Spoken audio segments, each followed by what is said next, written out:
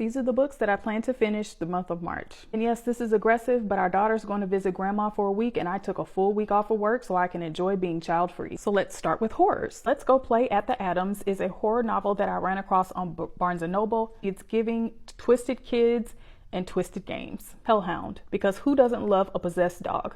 And I want to finish The Reformatory. Too many of you are calling this a 10 out of 5-star book, and I want in on that. Hex, because I've had this for a month and it's due at the library soon. I'm expecting Starved Acre to probably pull a lot of emotion out of me, especially being a parent, because this book is going to be covering grief horror. Blanky, because Keelan Patrick Burke has not disappointed me yet, and again, love reading about creepy kids.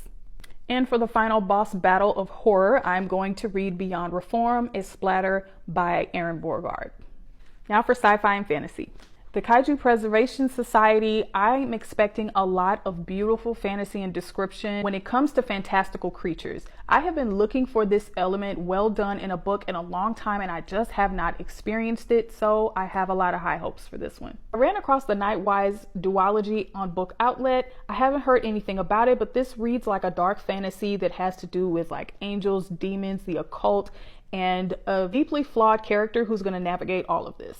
Of Blood and Fire is one that I have put off for far too long, but I'm also really looking forward to because I'm really wanting to have some good experiences with epic fantasies. And so I read about 50 pages of this and I think I'm really going to enjoy it. So I want to start this one soon. I also want to finish this duology. I flew through One Dark Window and now I want to finish up with Two Twisted Crowns.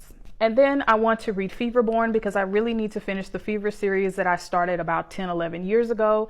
And I was putting this off because I don't remember much of what happened in the first 6 books. But when I looked at this one, Karen Marie Moning has put a guide in the back of this book that catches you up on everything that happened in the previous books. So now that I don't feel so intimidated about picking this series back up again, I'm definitely going to do that.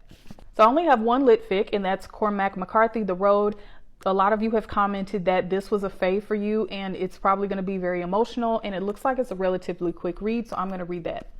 And for romance, I'm going to get How to Marry Keanu Reeves in 90 Days because this is due very soon at the library, and I just want a little humor thrown into the mix with all of these other dark reads.